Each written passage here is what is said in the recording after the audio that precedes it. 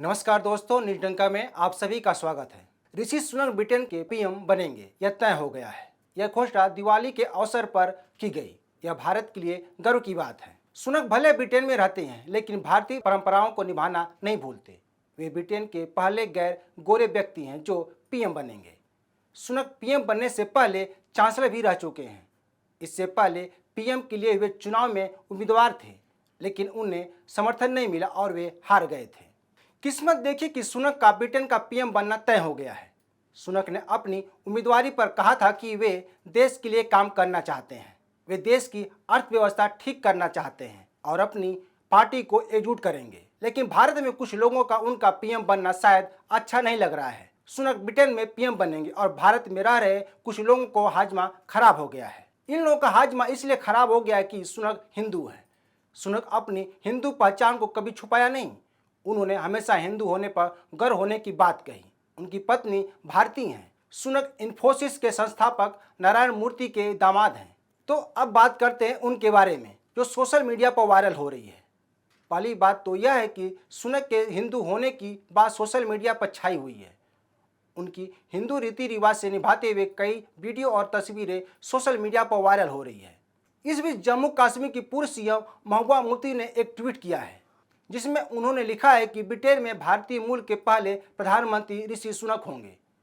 एक गर्व से भर देने वाला पल है। भारत इस पर जश्न मनाना वाजिब भी है। साथ ही हमें यह भी याद दिलाता है कि ऐसे वक्त में जब ब्रिटेन एक अल्पसंख्यक समुदाय के सदस्य को अपना पीएम बना रहा है, तब हम अभी बांटने वाले सीए और एनआरसी जैसे कानूनी में फंसे हुए हैं। मुफ्ती जैसे लोगों की वजह से ही भारत में अल्पसंख्यक राजनीति के शिकार हो गए हैं। मुफ्ती जैसे ही लोग ने अल्पसंख्यकों का शोषण किया है। सुनक जैसे लोग ब्रिटेन के विकास की बात करते हैं। वे ब्रिटेन के तन मन से जुड़े हुए हैं। यह सही बात है कि सुनक का धर्म हिंदू है, लेकिन राजनीति में उन्होंने इसे नहीं भुनाया, जबकि भारत में अल्पसंख्यकों को वोट बैंक के तौर पर देखा जाता है। सुनक ब्रिटेन को अपना देश मानते हैं, न कि भारत को। लेकिन इसके उलट भारत में क्या होता है, मुफ्ती जब तब पाकिस्तान के सुर में गाती हैं, जबकि मुफ्ती भारत के टैक्स पर सारी सुविधाएं लेती हैं। तो पाकिस्तान की बात क्यों? क्या मुफ्ती खुद को भारत की निवासी मानती हैं? ऐसा लगता है कि वे पाकिस्तान की हैं। जम्मू कश्मीर में आतंकी हमला होता है तो वे कहती हैं कि भारत को पाकिस्तान से बात करनी चाहिए। क्यों पाकिस्तान से बात करनी चाहिए? मुफ्ती को सीएए और एनआरसी जैसे कानूनों से क्यों आपत्ति है? सीएए यानी कि नागरिक संशोधन कानून बन गया है। इससे पाकिस्तान, अफगानिस्तान और बांग्लादेश में धार्मिक उत्पीड़न के शिकार हिंदू, ईसाई, सिख, पारसी, जैन और बौद्ध धर्म को मानने वाले लोग इसके तहत भारत की नागरिकता दी जाएगी। इससे किसी को क्या समस्या हो सकती है? अगर बात एनआरसी की करें तो पूरे देश में नागरिक की गिनती, जिसे राष्ट्रीय नागरिक रजिस्टर कहते हैं, तो मुफ्ती को क्यों आपत्ति है? इन्हीं लोगों ने अल्पसंख्यकों को गुमराह कर भारत के खिलाफ भटकाते रहते हैं और सुनक के पीएम बनने पर इनको बेचैनी होने लगती है।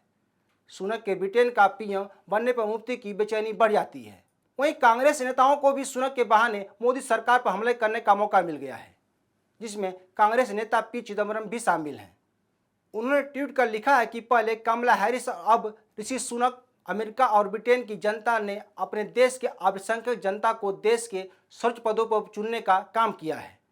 मुझे लगता है कि भारत और बहुसंख्यवाद की राजनीति करने वाली पार्टियों के लिए भी ये सीख है। मोदी सरकार को केंद्र की सत्ता में आए 8 साल हुए हैं, लेकिन चिदम्बरम क्या कहना चाहते हैं उन्हें साफ साफ बताना चाहिए। चिदम्बरम को बताना चाहिए कि उन्होंने अल्पसंख्यक के साथ क्या किया है। क्या उन्हें मुख्य धारा में जुड़ने का अवसर दिया है? नहीं। कांग्रेस 70 सालों तक अल्पसंख्यकों को केवल वोट बैंक के तौर पर इस्तेमाल किया है। लेकिन आज जब सुनक ब्रिटेन के पीएम बनते हैं तो चिदम्बरम को मोदी सरकार कांटों की तरह चुभने लगती है। सबसे बड़ी बात यह है कि जिस देश में भारतीय रहते हैं, उस देश के विकास के लिए अपना सब कुछ दांव लगा देते हैं। उस मिट्टी के कण कण में रच बस जाते हैं। हिंदू आज जिस देश में है, उन देशों में सुख शांति है। हिंदू जिस देश में जाते हैं या रहते हैं, उसे भारत जैसा ही प्रेम करते हैं। वे वहाँ यह नहीं कहते कि यहाँ हम हिंदू राज स्थापित करेंगे। यह हिंदुत्व का ध्येय ही नहीं है। लेकिन इस्लाम धर्म मानने वाले क्या करते हैं, यह किसी छुपा नहीं है। भारत में पारसी समुदाय भी है। आज भारत के उत्थान में उनका बड़ा योगदान है। उनके कई उद्योग धंधे हैं। वे भारत के विकास में अहम कड़ी हैं। पर कुछ ऐसे लोग भी हैं जिन्हें भारत पर राज करना है। क्या ऐसे में किसी ऐसे धर्म को मानने वाले व्यक्ति के हाथ में देश की सत्ता सौंपना सही होगा? वहीं शशि थरूर ने भी ऐसा ही ट्वीट कर सवाल उठाया है। उन्होंने लिखा है कि अगर ब्रितानी लोग ऋषि को प्रधानमंत्री बनाते हैं तो ये दुनिया के लिए दुर्लभ घटना होगी, जहां सबसे ताकतवर पद पर एक अल्पसंख्यक होगा। जब हम ऋषि के भारतीय कनेक्शन पर खुश हो रहे हैं, आइए ईमानदारी से पूछते हैं कि क्या ये भारत में भी संभव है? उनके इस सवाल पर फिल्म मेकर विवेक अग्निहोत्री ने शशि थरूर को जवाब दिया है। 10 साल तक एक सिख भारत का प्रधानमंत्री रहा, जिसकी पार्टी अध्यक्ष ईसाई समुदाय से थी। साथ ही आपको जिसने कांग्रेस अध्यक्ष पद से हराया वो दलित है। दूसरी बात यह है कि सुनक अगर ब्रिटेन का पीएम बने हैं तो अपनी काबिलियत के बल पर बने हैं। कुछ लोग सवाल उठा रहे हैं कि क्या भारत के उत्थान में सोनिया गांधी का क्या योगदान है? क्या सोनिया गांधी को उनकी काबिलियत के अनुसार कमान सौंपी गई है? नहीं। सोनिया गांधी को कांग्रेस का अध्यक्ष इसलिए बनाया गया है कि वे गांधी परिवार की बहू हैं। लेकिन सुनक ने ब्रिटेन में निवेशक बैंकर तक रहे। इसके अलावा भी कई पदों पर वे अपना काम किए। उन्होंने ब्रिटेन के विकास के लिए अपना योगदान देते रहे। पीएम तक का सफर उनके लिए इतना आसान नहीं था। उन्होंने अपनी काबिलियत साबित की। उसके बाद वे पीएम पद के दावेदार बने। तो कुछ लोग सुनक का हिंदू होना पसंद नहीं आया, उन्होंने उसमें राजनीति करना शुरू कर दिया। दोस्तों, आज के लिए बस इतना ही। यह वीडियो अच्छी लगे तो शेयर, लाइक और कमेंट जरूर करें। ताज़ा खबरों के लिए न्यूज़ डंका ऐप को डाउनलोड करें। हमारे यूट्यूब चैनल को सब्सक्राइब करें। धन्यवाद।